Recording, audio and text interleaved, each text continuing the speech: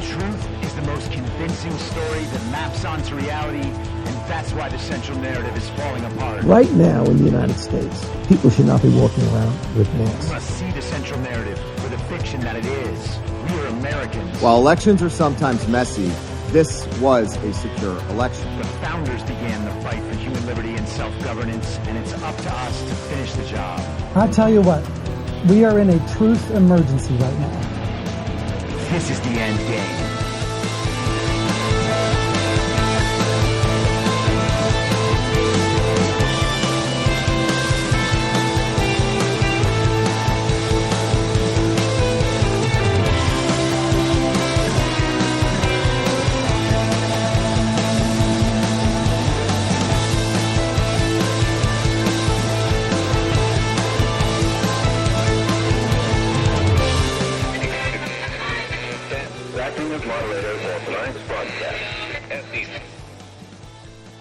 It's Wednesday, April 17th, 2024, the 1183rd day of dystopia.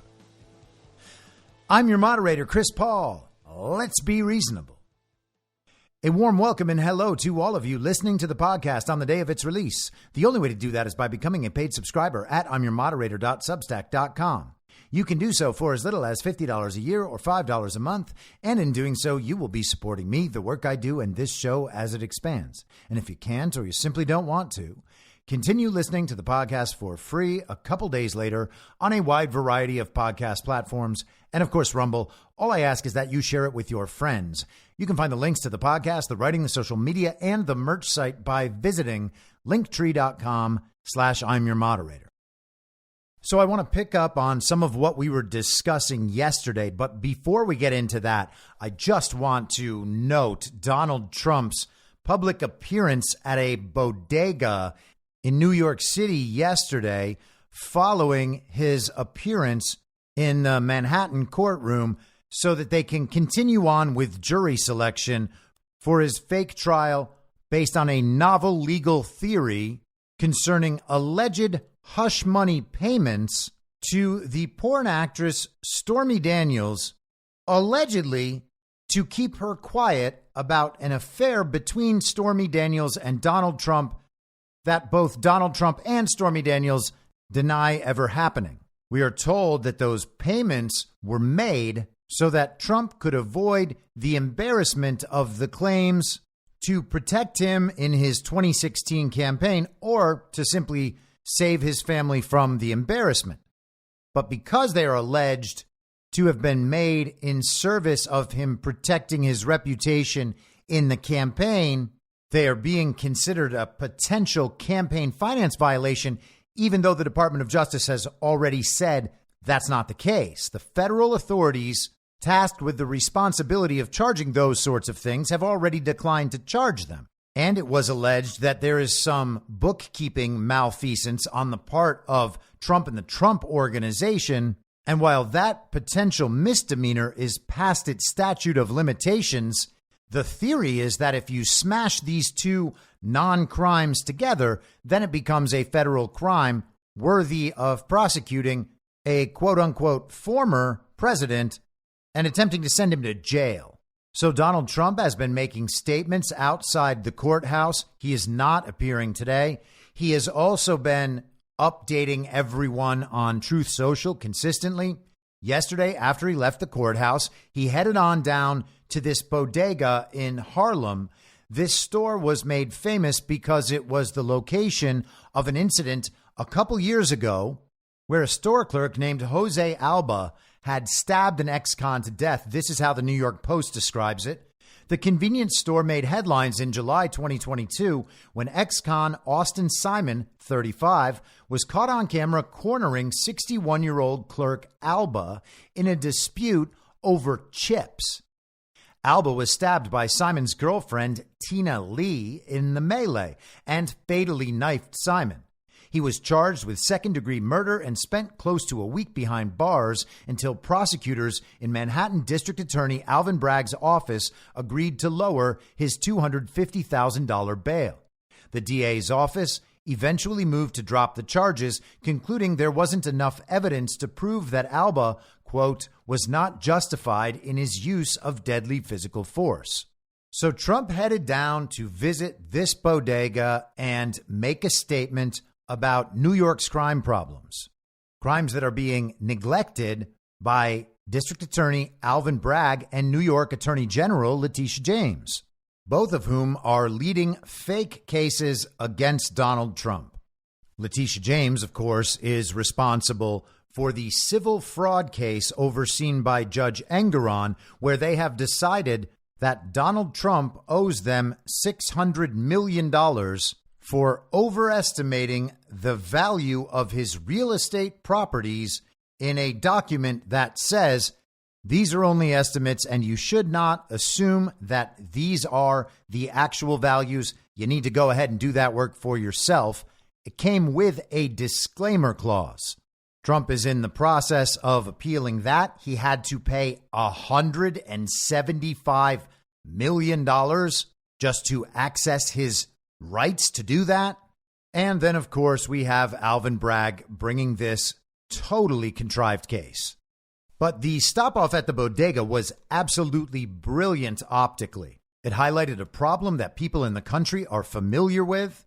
Trump arrived to hundreds of screaming supporters of all ages, all ethnicities, all social classes, both genders, just an impromptu Trump rally with people chanting "We love Trump" and spontaneously singing the national anthem. And in what must have been the most fortunate coincidence of all time, Joe Biden was doing a little speech of his own at the same time. So Fox News, and I'm not sure about the other news networks, switched from one to the other, showing Trump with hundreds of screaming fans, normal Americans of all types.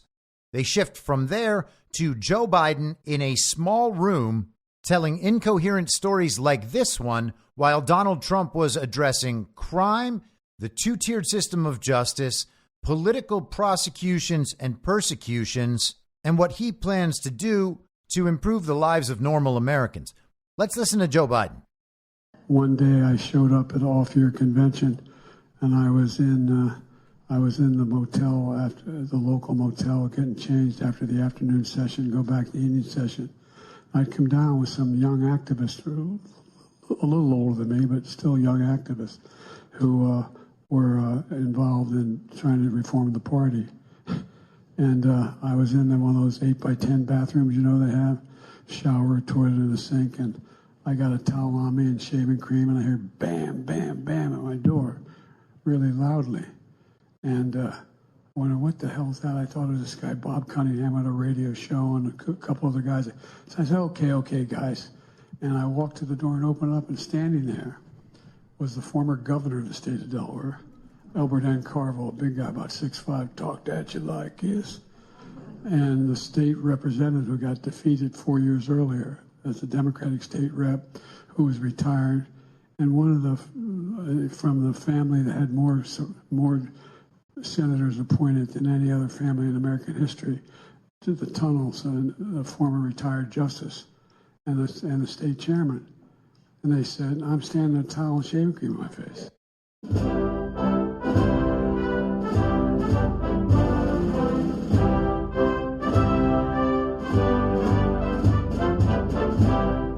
There he is, ladies and gentlemen, the most popular president in American history, Joe Biden, 81 million real, lawful American votes. There I was, standing with shaving cream on my face and a towel around my waist, and I was greeting either Bob Cunningham or a governor who built the tunnels. And then, no joke, Joe Biden went on a walk hand in hand with children, just a group of children surrounding Joe Biden, just walking around. What kind of parent is allowing Joe Biden to touch their children? That, my friends, is the product of being deeply embedded in the party of false decorum. These parents will pretend for the sake of their own reputational enhancement that Joe Biden is a good and decent man and that the accusations against him are a matter of conspiracy theory, despite the fact that they can watch Joe Biden on video sniff and grope and fondle little children and creep them the hell out. And that's before we get to Ashley Biden's diary that describes how Joe Biden would take showers with her that were probably inappropriate. But these parents don't care. They assume it'll be fine. Even if Joe Biden is a pervert, he's not going to do anything perverted to my child. And just think of how much more important I will seem to Barbara down the street when she understands that I let Joe Biden touch my child. And when you're in that position, deeply embedded in the party of false decorum, what are you going to do? Turn down Joe Biden's request to touch your child? Well, that would mean that you believe what all the conspiracy theorists are saying about Joe Biden, and you're definitely not allowed to ever admit that they might be right. So therefore, exposing one's child to this corrupt, demented pedophile is what must be done. That's what we had last night, side by side. Donald Trump has the eyes of the nation on him this week, and he will for the foreseeable future. These fake trials are putting Donald Trump on the television around the clock. Trump is receiving more unobstructed TV coverage than he has at any point since the COVID press conferences of 2020. And while there are some people who, for whatever reason, are still very upset with how Donald Trump handled the very deadly pandemic and everything that followed, the truth is that those press conferences, Donald Trump being out there every day talking to the American people, that probably woke up 25% of this country or more. Even just speaking for myself, I knew that things were seriously wrong prior to that, but I did not realize the depths to which the media would lie about Donald Trump until I got to see him out there every day and compare him to Gavin Newsom and Andrew Cuomo, who were giving their press conferences every day. Only one of those men was actually out there telling the truth to the American people. When Trump is out there on his own, and not being filtered through the lens of the mainstream media, who always presents everything in a way designed to protect their own interests at the expense of Donald Trump and his supporters and the American people, that's when he's able to connect with Americans and break down the anti-Trump central narrative. Now, these things, of course, are set up to look like they are totally spontaneous, and obviously they are not, but that doesn't matter. The fact that Donald Trump can go to a New York bodega and attract hundreds of people while being extremely indicted says everything anyone needs to know about the massive gap between the reality as it exists in the world and the false reality about Donald Trump and his popularity presented by our mainstream media. So consider the optics. We have Donald Trump, active, popular, beloved, in full command of his faculties, and we have Joe Biden, who has never been a draw anywhere, spends most of his time hiding in the basement or on vacation. He is said to be the most popular American president in all of history, 81 million real lawful American votes. But even his supporters say that they only think of him as a slightly better alternative to Donald Trump. People support him because their reputations require it and there is no other option. And of course, Joe Biden at this point physically is just running on fumes. His brain is just sputtering out. I wanted to play another audio clip. I don't think it's going to translate with just audio. But Biden, in a campaign stop today, tells a story about his grandfather being shot down over an area where there are cannibals. That's right. The ancient Joe Biden's grandfather was shot down in a field of cannibals, and somehow he was able to escape. And here we have Joe Biden today to show for it. So we have the optics of Trump versus Biden. We have the optics of what DA Alvin Bragg and the other communist prosecutors around the nation are willing to prosecute versus what they are unwilling to prosecute. Those decisions based on politics. And we have a visual representation of the base of support for each of these men. This is mass media, viral, visual evidence that Donald Trump's actual base is the one that Democrats pretend they have. Normal, working class Americans of all backgrounds, ethnic, age, sex, economic class, and otherwise, those people support Donald Trump. Every demographic that is said to be part of the Democrat Party's base is moving to Donald Trump. Young voters, black voters, Hispanic voters, working class voters, union workers. And it's not just men, it's women too. Joe Biden basically has black women whose political leanings are the product of decade after decade of indoctrination and wannabe elites, but most particularly college-educated white women. But even those groups are leaving. The fake Trump trials are Donald Trump's real campaign, and these are some of the most successful campaign events you could possibly imagine. If Donald Trump and his people are the stupid and incompetent ones, how is it possible that he is scoring massive wins simply by driving down the street to a bodega? But let's talk about Israel and Iran. This is Fox News from last night. White House announces new sanctions on Iran following attack against Israel. The pressure will continue. White House National Security Advisor Jake Sullivan released a statement Tuesday announcing that new sanctions will be placed against Iran in the wake of the regime's attacks against Israel last weekend. The new sanctions come amid Republican criticism of the Biden administration for purportedly not being tough enough on Iran after the White House extended a waiver that allowed Iran to access $10 billion of previously escrowed funds in November 2023. In a press release, Sullivan announced that President Biden is, quote, coordinating with allies and partners, including the G7, and with bipartisan leaders in Congress on a comprehensive response. He says in the coming days, the United States will impose new sanctions targeting Iran, including its missile and drone program, as well as new sanctions against entities supporting the Islamic Revolutionary Guard Corps and Iran's defense ministry, the statement read. Oh, wow. Is the illegitimate Biden administration going to sanction itself? In addition, we continue to work through the Department of Defense and the U.S. Central Command to further strengthen and expand the successful integration of air and missile defense and early warning systems across the Middle East to further erode the effectiveness of Iran's missile and UAV capabilities. Oh, well, that sounds great. Let's send billions and billions and billions of dollars over there to respond to something that already happened. This is like when we were told that story about the shoe bomber, and now we still have to take off our shoes to get through airport security.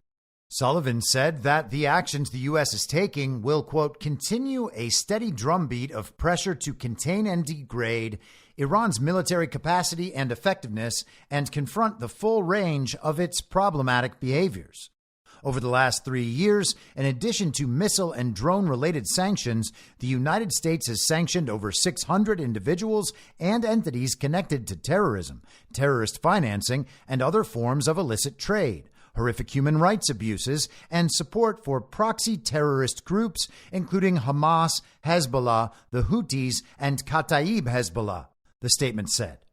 The pressure will continue. We will not hesitate to continue to take action in coordination with allies and partners around the world and with Congress to hold the Iranian government accountable for its malicious and destabilizing actions. The Biden administration has been heavily criticized by Republicans over its treatment of Iran in the past 3 years. In addition to the November 2023 waiver extension, the White House also unlocked $6 billion in sanctions relief for Iran as part of a prisoner swap deal in September 2023, mere weeks before the October 7th attacks.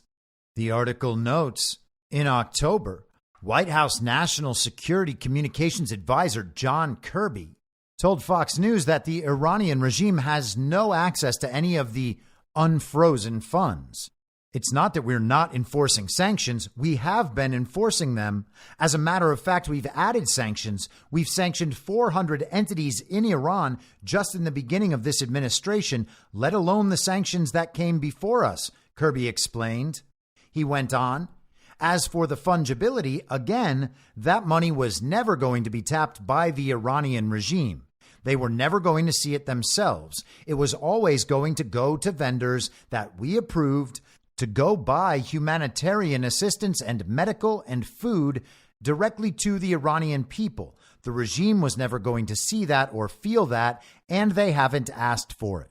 And as usual, the problem here is that Iran is not one thing. Iran is at least two things, and the conflation of everything into one thing that we just refer to by the name of the nation is what continually allows the regime to skate on all this stuff.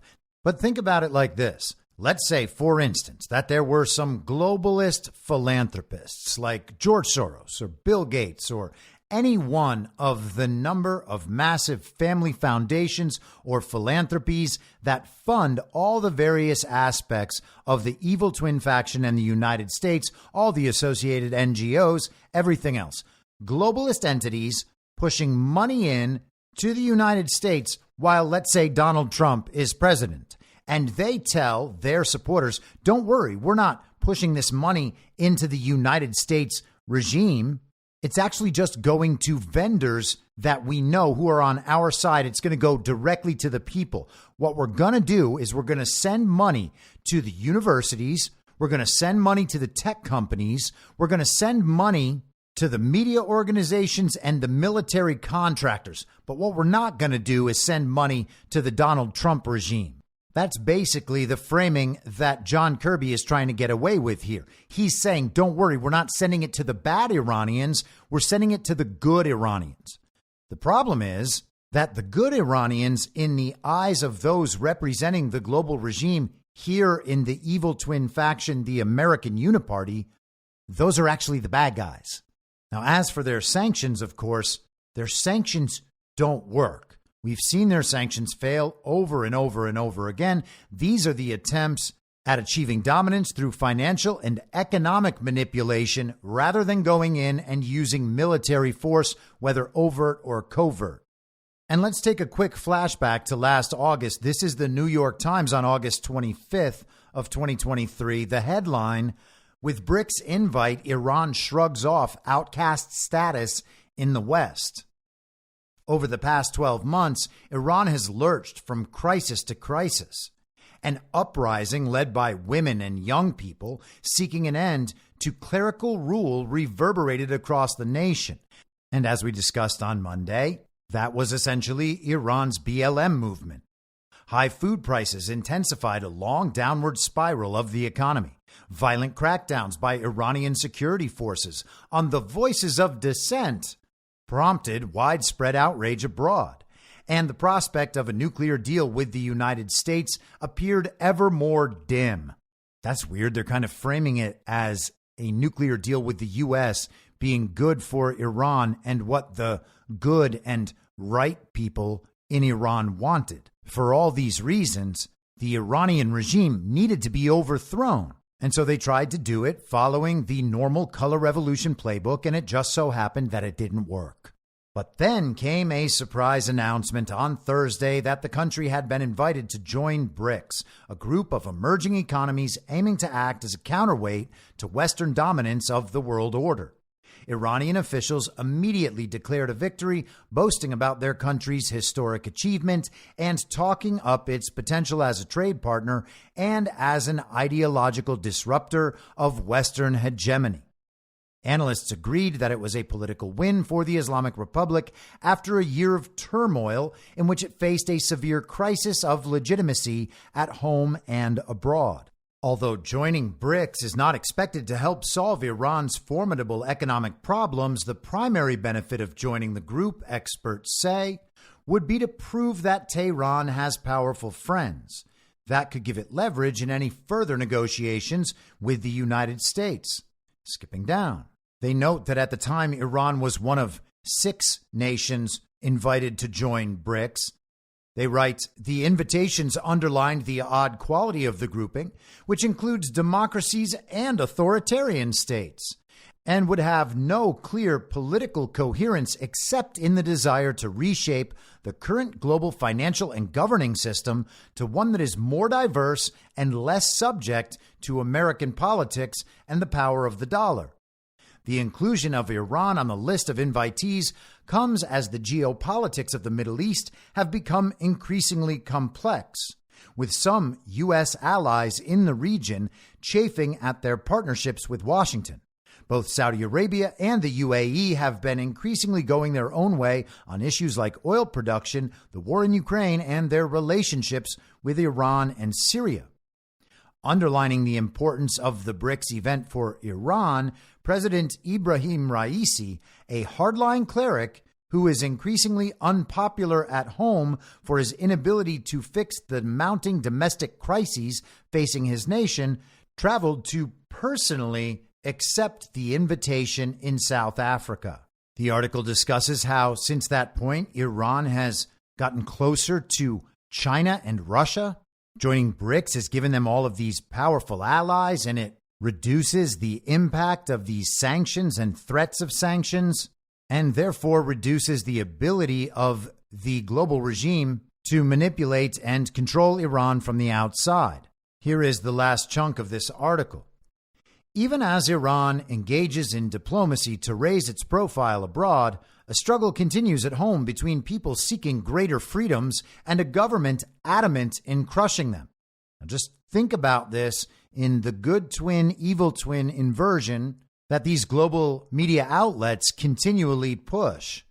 The 1-year anniversary of the death of a young woman, Mahsa Amini, in the custody of the morality police, which sparked the uprising, is approaching in mid-September, and activists say they will mark the occasion with more protests and acts of civil disobedience. The judiciary has warned that demonstrators will be severely punished, and the security forces have begun a sweeping crackdown on women's rights activists, students, dissidents, and families of people killed in the protests.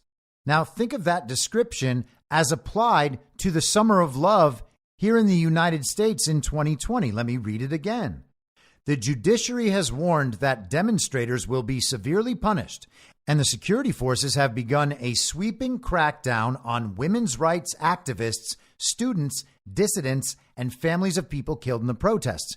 You might remember when Donald Trump sent federal forces to protect the federal courthouse in Portland that was being attacked by BLM Antifa domestic terrorists. Media outlets like the New York Times presented it the exact same way. These were Donald Trump's stormtroopers just there to put down dissent and the rights of peaceful protesters. And it's funny because people are inclined to believe the New York Times in this sort of description when they are talking about Iran, which we have been told for our entire lives is a brutal regime, no matter who's in control. Most of the people calling for Israel to glass the desert in Iran could not tell you who the president is, or who the president was, or what kind of government they have, or anything about the country whatsoever. And that, by the way, in itself is just fine. No one is required to know about Iranian politics. Unless, of course, you happen to be calling for everyone there to be put to death because you're angry about videos you saw online. Then it's probably worth inquiring whether or not the person demanding the death of thousands or hundreds of thousands or potentially even millions of people knows what they're talking about. But let's close out this New York Times article. Many Iranians and activists view the recent efforts by some countries to woo Iran as a blow to their aspirations for democratic change. Gisu Nia, a rights lawyer affiliated with the Atlantic Council in Washington, who has worked extensively on Iran, said that the timing of the diplomatic overtures to Iran, and particularly BRICS membership, would, quote, undoubtedly extend the regime's lifeline through economic support. The ultimate losers in all this are the Iranian people, who feel unrepresented and unsupported by their unelected head of state and unaccountable government, Ms. Nia said. So Iran's government is illegitimate. It's oppressing its people. The people want to change. It's the people of Iran, in fact, that want the Western sanctions to crush the Iranian economy. That's how bad they need regime change in Iran. The Atlantic Council is trying to provide the justification for the Iranian regime to be overthrown, and we are supposed to agree with the Atlantic Council. In fact, the neocons, with little r's next to their name, are the people most adamantly agreeing with the Atlantic Council here. The Atlantic Council is an elite global regime think tank, and we are being told that we are unpatriotic to not support what they support. But hey, good luck with the sanctions, guys. I'm sure that's going to accomplish quite a lot. Now let's update another story we discussed last week. This is from Fox News yesterday. Stop appeasing dictators. GOP senators demand Biden impose oil sanctions on Venezuela. But before we get into that, let's flash back again. This is October 18th, 2023 in Politico. Biden eases sanctions on Venezuelan oil and Republicans howl. The Biden administration said Wednesday it will ease sanctions against companies that trade in oil produced in Venezuela or invest in the South American country's oil industry in response to its new agreement to allow free elections next year. So that's this year. We talked a bit about the Venezuelan elections coming up. It is the position of the global regime and the illegitimate Biden administration that the elections aren't free and fair enough because the chosen puppets of the global regime are not being allowed to run in that election.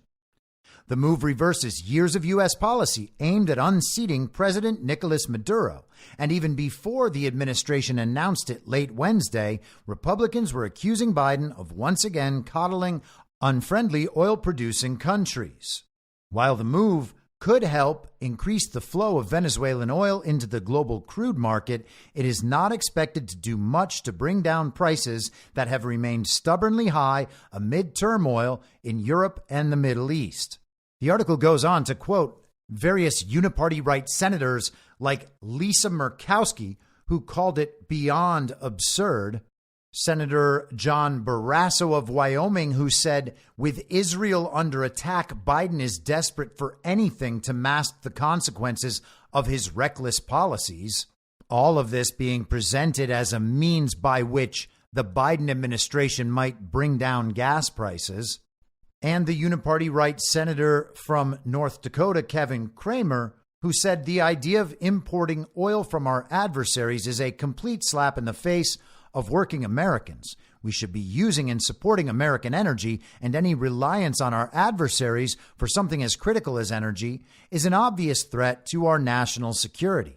So the fake president, Joe Biden, was working against the needs of the Uniparty in Washington because he had no other choice. That's probably due to the fact that he is illegitimate and not a real president. But I know that cannot be true. That is just a conspiracy theory, and it's irresponsible for people like me to talk about it. So let's move to this Fox News article. GOP senators demand Biden impose oil sanctions on Venezuela. A group of top Senate Republican leaders is urging President Biden to block oil sanctions relief for the Venezuelan government, an authoritarian regime which continues to oppress its opponents. The 7 lawmakers, led by Senator Dan Sullivan of Alaska, sent a letter to the president Friday calling on him to cancel the so-called General License 44, which is set to come up for renewal later this week. They argued that Venezuela's government has failed to meet key requirements related to ensuring fair elections that it agreed to when the Biden administration issued the 6-month license last year. Quoting from the letter, history has proven time and time again that appeasing dictators does not work. We strongly urge you to reinstate and fully enforce all U.S. sanctions on the Maduro regime. We must not cede American leverage by lifting U.S. sanctions while the Maduro government deliberately disregards its obligations. If the U.S. fails to take a credible stance on ensuring free and fair elections are held in Venezuela, the prospects of a democratic Venezuela will continue to diminish, which will further embolden authoritarian aggressors such as the People's Republic of China, Iran, and Russia. So once again, sovereign nations, members of the BRICS currency alliance, they are the real threat. Not the global regime, not the Uniparty faction in the United States that is speaking through these senators. No, the real threats are Russia, Iran, and China. And of course, now Venezuela, which is why we need to impose sanctions that no one's going to follow and will never work. In October, Venezuelan President Nicolas Maduro signed an agreement with the nation's opposition leaders, agreeing to freer elections as part of a deal in which the U.S. Treasury Department eased sanctions on the South American country's key oil sector. However, the Maduro regime almost immediately began taking actions in apparent violation of the deal, cracking down on the opposition and imprisoning political opponents ahead of Venezuela's upcoming presidential election slated for July 2024. The State Department said in October it would not renew the General License 44 absent progress by the Venezuelan government. The October agreement broadly authorized oil and gas transactions with Venezuela and came a year after the Biden administration granted a separate license for California-based energy firm Chevron to continue drilling in Venezuela.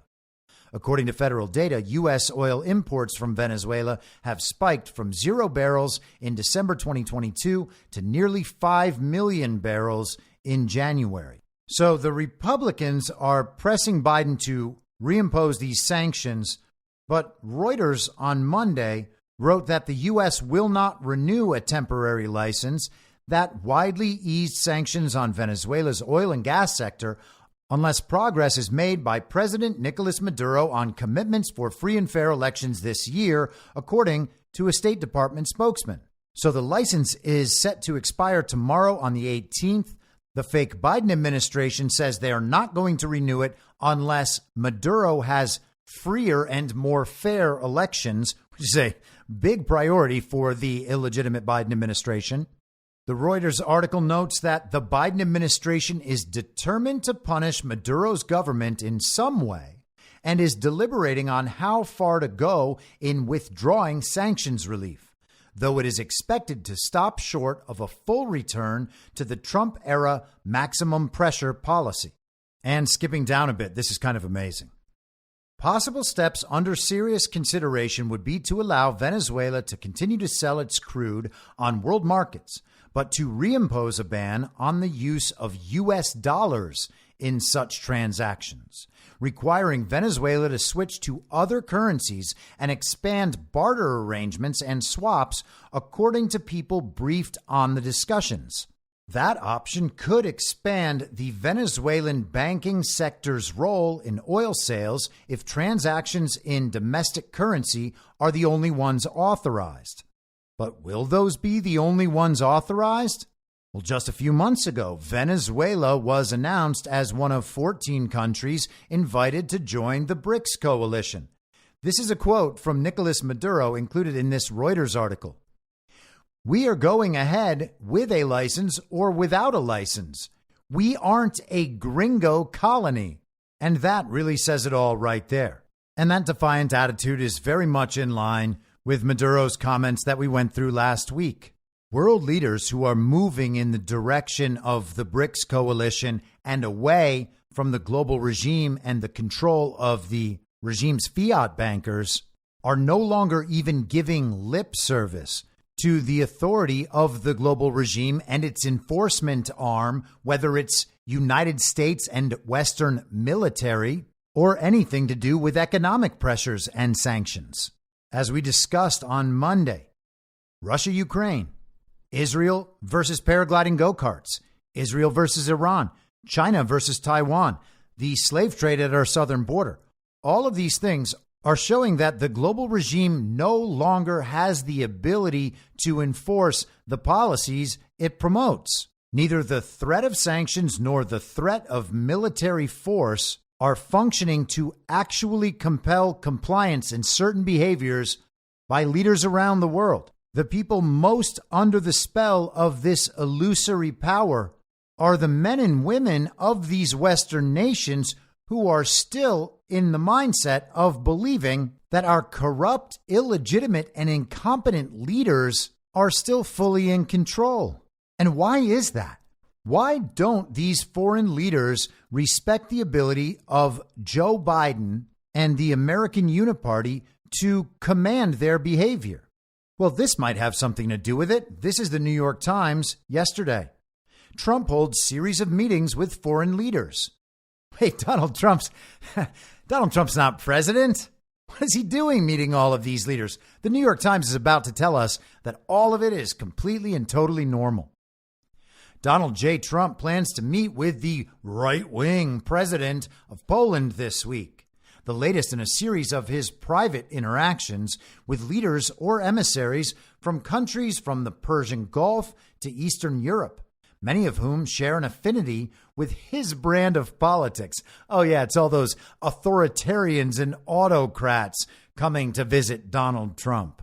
It's all of those people who don't care about our democracy. Mr. Trump is expected to have dinner in New York with Poland's President Andrzej Duda on Wednesday, his one day off from court this week, according to two people briefed on the arrangements who were not authorized to discuss them publicly. The meeting was mentioned as a possibility by Mr. Duda on X shortly after the New York Times approached his office for comment. It will be a reunion for Mr. Trump and Mr. Duda, who once proposed naming a military base after Mr. Trump and who now shares power in Poland with a rival whose politics are much more aligned with those of President Biden.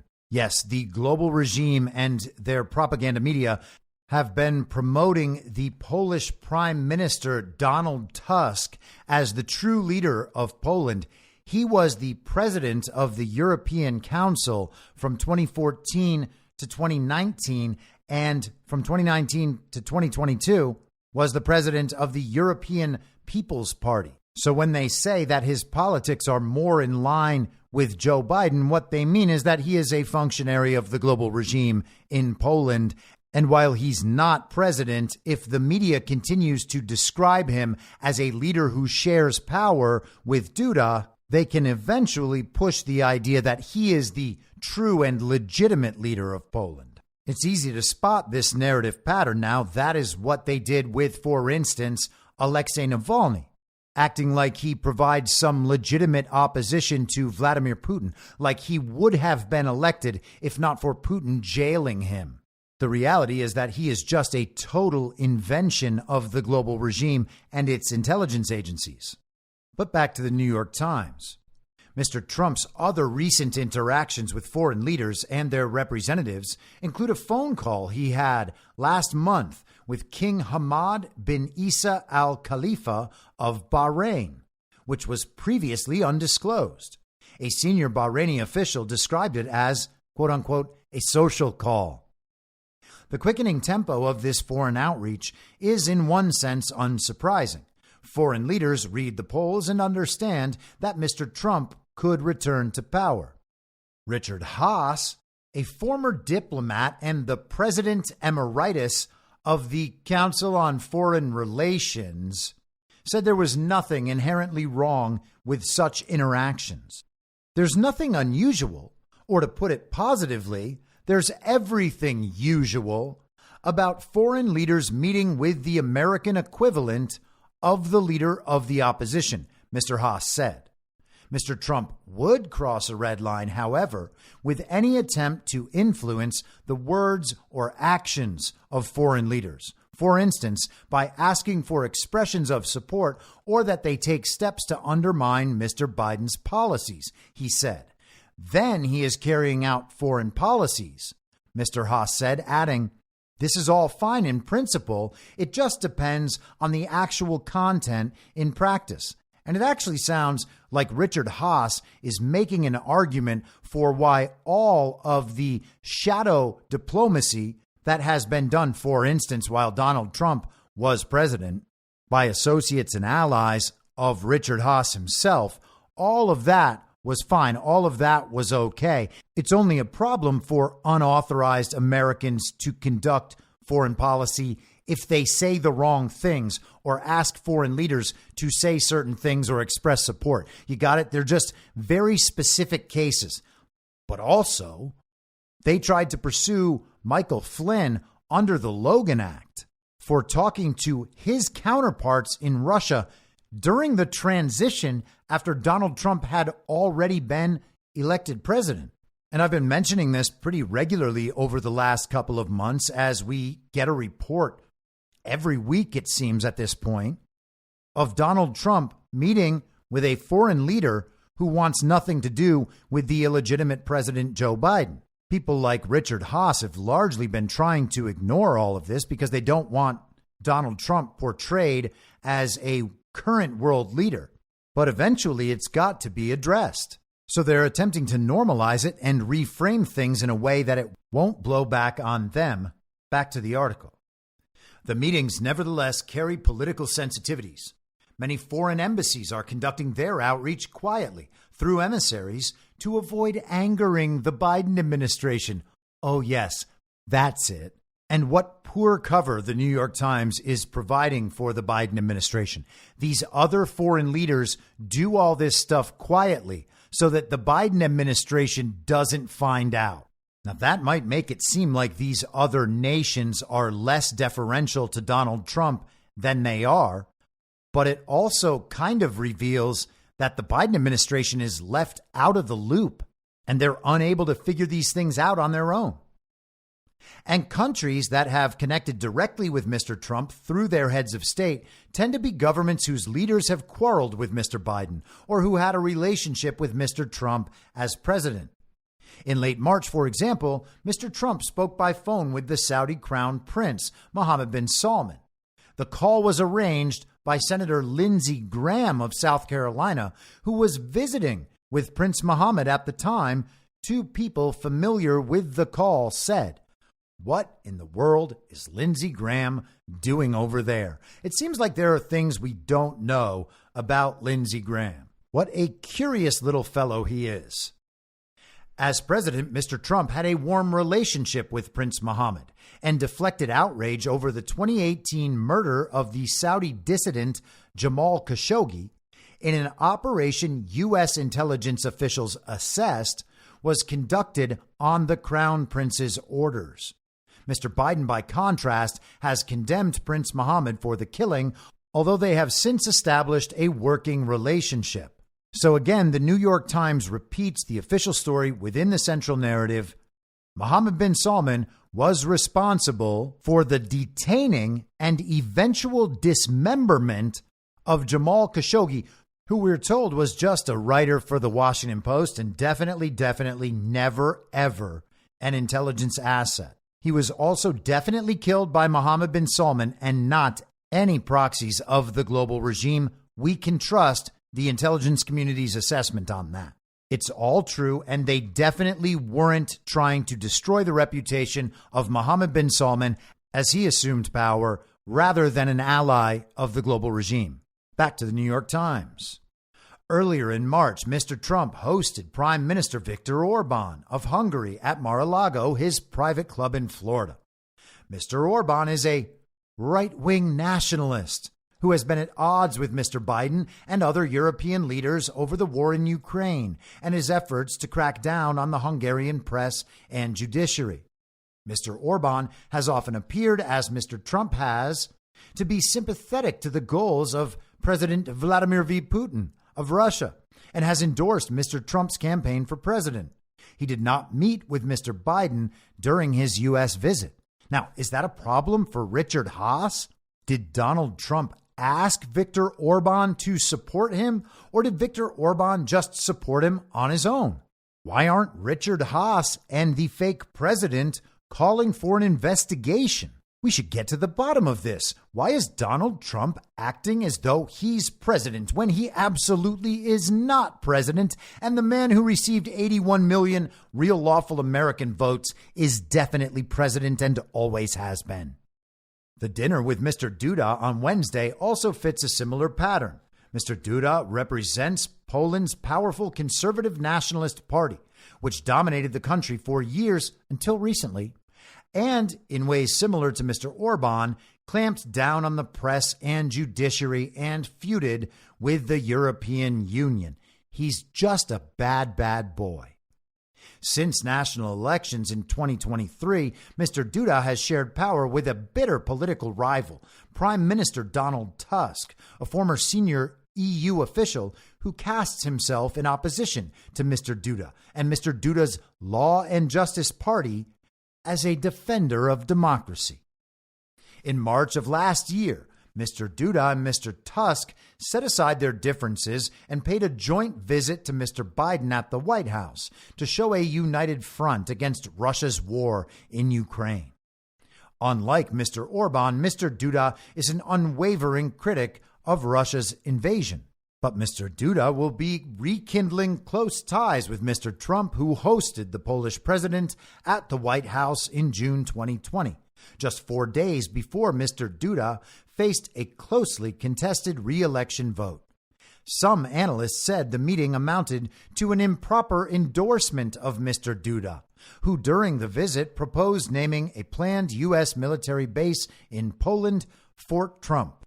Brian Hughes, a senior advisor to the Trump campaign, said the meetings and calls from world leaders, quote, reflect the recognition of what we already know here at home. When President Trump is sworn in as the 47th president of the United States, the world will be more secure and America will be prosperous. And I think it really is becoming pretty clear to virtually everybody that Donald Trump has already won. And of course, he has already won. He won in 2020. Richard Fontaine, a former foreign policy advisor to Senator John McCain, all no name, agreed that Mr. Trump's meetings were not extraordinary, but he said it was unusual for a foreign leader to overtly side with the chief opponent of the U.S. president. Yeah, that's strange. What's unusual here is the heads of state generally remain studiously neutral in their outreach, Mr. Fontaine said. In the case of Orban, at least, he has publicly thrown in with Trump. Yeah, it's weird, isn't it, that these foreign leaders would overtly side with the opponent of the legitimate and real U.S. president? Why would they be doing something so strange? Why aren't they worried that they might anger Joe Biden? Don't they need Joe Biden as an ally? I mean, he is the most powerful man in the world and was, when he was elected, the most popular president of all time. 81 million real, lawful American votes. I mean, that is what the TV told us, and for certain, leaders around the world know that the American media would never lie to the American people, not about an American election. I bet all those foreign leaders even ignored their own intelligence agencies who told them, yeah, there's no way that Joe Biden received 81 million real lawful American votes. No one of any sophistication or even just a mild hum in the brain could possibly think that Joe Biden received 81 million real lawful American votes. Very serious intellectuals in America think that's true, but world leaders know that's not true because there's no way that it could have happened. And it doesn't matter how many times people on American television say, Donald Trump lost 62 court cases. And even Bill Barr said there wasn't evidence of widespread fraud. And Chris Krebs said it was the safest and most secure election of all time. You dumb maggots. Yeah, foreign leaders probably don't take talk like that all that seriously, but apparently people online still find that very convincing, and Trump supporters, for whatever reason, are still triggered by it. Make fun of people who think that. That's the point. It is retarded. You're supposed to mock them. You're not supposed to take them seriously and handle them with kid gloves. And if it's someone close to you and you feel like you might be mean, just laugh at them and say, you don't really believe that, do you? And if they want to argue about it, just be like, come on, I'm not arguing about something so ridiculous. Nobody believes that Joe Biden received 81 million real lawful American votes. And if you do, then, we just shouldn't talk about this subject. And then leave it alone. Don't engage them. Don't try to prove them wrong. It's been 4 years and these people still have not considered that they might be wrong about a whole series of subjects they know they don't know anything about. You taking them seriously and treating them as though they do know what they're talking about allows them to continue living with the illusion that they do know what they're talking about, because they have already classified you as ignorant and clueless. When you try to prove them wrong and they believe that what you're saying has already been debunked, you are actually proving to them that you are still wrong. If it was going to work, it would have worked already. They're going to have to figure it out on their own. And unfortunately, most people don't get there without having to endure some jarring and painful experience. And we don't wish that on them, but the other methods have been tried. And at some point, there is no avoiding the consequences of this sort of ignorance. Back to the New York Times. Nothing obliges Mr. Trump to coordinate his meetings with the U.S. State Department. Spokesmen for the agency did not respond when asked whether the department has had any communication with Mr. Trump's team. Other foreign outreach to Mr. Trump is less about defying Mr. Biden and more about building a personal relationship to put the country in a more favorable position should Mr. Trump retake the presidency. So all of these foreign leaders who don't talk to Joe Biden and don't respect Joe Biden and know Joe Biden's not a real president, they're just talking to Donald Trump to gain advantage for when he is president again. That's the New York Times saying that. President Volodymyr Zelensky of Ukraine has publicly invited Mr. Trump to visit his country to see the war for himself. A person close to Mr. Zelensky, who spoke on the condition of anonymity to discuss sensitive matters, said the Ukrainian president appreciated that the Trump administration was the first to give lethal aid to Ukraine, something the Obama administration had not done. This person said that several people close to Mr. Trump who are ardent supporters of Ukraine have pushed a similar message to what Mr. Zelensky has said publicly. I wonder how long the New York Times will attest to the legitimacy of the comedic actor in Ukraine, since he banned opposition parties, canceled the election whose date has already passed, and his term, to the extent that there was ever any legitimacy to his presidency in the first place, expires on May 20th. So he's got about a month left before even a hint of legitimacy disappears for Volodymyr Zelensky. And what then? Mr. Trump has made various statements about Ukraine since the invasion that have offered little clarity about his thinking about the conflict. But he has raised concerns by saying that he would encourage Russian aggression against NATO members who fail to meet their financial commitments to the organization. Now, does that seem like what Donald Trump has said about Ukraine? He has said on national television in that CNN town hall hosted by Caitlin Collins that he wants the dying to stop. He wants people to stop dying. And he has said many, many times by this point that if he was president, this conflict would have never happened. And when he becomes president again, this conflict will be over within 24 hours. Why isn't the Times printing that? Instead, they are asserting that Donald Trump encouraged Russian aggression against NATO members if they fail to pay their bills, which is a blatantly false portrayal of what he did. Current and former representatives of the British government have also been in touch with Mr. Trump. Finland's ambassador to the U.S., Mikko Hautala, has reached out directly to him and sought to persuade him of his country's value to NATO as a new member, according to two people familiar with the conversations.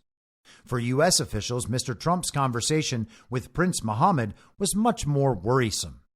Mr. Biden is negotiating a delicate security agreement with Saudi Arabia that could form part of a grander deal, one in which Riyadh establishes formal diplomatic relations with Israel for the first time, because such a deal could include new steps toward a Palestinian state. Biden officials see it as a critical exit ramp from the Gaza conflict. Well, that sounds almost exactly like the Abraham Accords that Donald Trump was already leading. And we are supposed to believe that Mr. Biden, the illegitimate president, whom Mohammed bin Salman greeted with a fist bump, that guy is going to get a deal done? His deal? This is a joke. But some officials fear that Mr. Trump, whose real estate company has a deal with a Saudi firm for a project in Oman, could try to persuade Prince Mohammed to wait until after the November election, thus giving Mr. Trump an opportunity to preside over the deal as president. Ah, yes, there it is. Donald Trump is going to influence world affairs and manipulate them in such a way as to undermine the deal that the very real president, Joe Biden, is making in order to manipulate the outcome of the very real election that's happening in November. And what do you think the New York Times is going to call that when that happens? Oh, they're going to call it foreign interference in an American election. They're seeding the narrative. Watch it happen. And so what do we have here? We have a series of cover stories, all meant to obscure Joe Biden's legitimacy, while attempting to frame Donald Trump as acting against American interests in service of his own power. As always, the same story that we've been hearing for nearly 9 years now since Donald Trump came down the escalator. We're only 2 months away from the 9-year anniversary of Donald Trump coming down that escalator. And so we have the threat of worthless sanctions against Iran. They thought the attack over the weekend was going to give them license to bomb Iran, destroy Iran, glass the desert, whatever it takes to accomplish regime change there, because Iran is rejecting the influence of the global regime. We have the same thing in Venezuela, a full-throated rejection of the global regime, its priorities, and its influence. The sanctions aren't about the oil supply. That is a secondary concern. They're looking to weaken the Venezuelan economy in order to delegitimize Venezuela's leadership and hopefully protect their control over the regime proxy state in Guyana. And here they are trying to reframe all of Donald Trump's meetings with these foreign leaders as something that normally occurs because Donald Trump is the leader of the opposition party. There's at least some chance that he might become president. So all of these leaders around the world who don't seem to really recognize Joe Biden's legitimacy as the American president, they're going to gain an advantage with Donald Trump because everybody knows that if you cater to Donald Trump's ego, oh, he's going to like you so much. So they're all just fooling Trump. I mean, he's dumb and incompetent, as always. He doesn't have any idea what he's doing in foreign affairs. He should be leaving all of that to the experts. You know, the people at the Atlantic Council and the Council on Foreign Relations, people like Richard Haass, they're the ones who really know how to conduct our foreign affairs, not stupid Donald Trump and all these world leaders who seem to think that he is, for whatever reason, the American president and not Joe Biden. And they have to lay down the premises to go after Donald Trump and delegitimize Donald Trump. They're going to say that he was conducting American foreign policy to undermine the legitimate American president, Joe Biden. And anyone who does that, well, they should probably be brought up on charges and put on trial because only an evil man like Donald Trump would do that. That's not the sort of thing that Richard Haass and his allies in the global regime would ever do to someone like Donald Trump. I mean, they would never do it again. They did do it through his entire first term as president. I mean, Barack Obama conducted a shadow presidency throughout that entire term. And who knows what we might find out about this second term. I mean, if the TV is not telling us the truth about Joe Biden's legitimacy and about how Donald Trump totally lost and totally staged an insurrection, and that's why they tried to impeach him even though he wasn't president anymore. But people like Richard Haas and Barack Obama and their allies in the global regime, well, they would never conduct foreign policy in an attempt to undermine a duly elected American president, except you see, they did do that thing. And it seems like maybe that's why Richard Haas is trying to let everyone know that it's only a problem in very specific situations. Or it could be that all of this is just a cover story and there's something else going on. I'll be back tomorrow at the same reasonable time on the same reasonable podcast network. I don't have a network. Masks and lockdowns don't work. They lied to you about a pandemic, and Joe Biden will never be president. In my mind, that's the end game. If you're listening to this episode for free, you can support me and support the show and the work I do by signing up for a paid subscription at imyourmoderator.substack.com. You can do so for as low as $50 a year or $5 a month. Comes out to under $0.25 per episode, and you'll blast right through the paywall for all of the writing. The merch store is www.cancelcouture.com, and you can find everything else by heading to Linktree. Linktree.com/I'm your moderator. And I'll see you soon out on the range.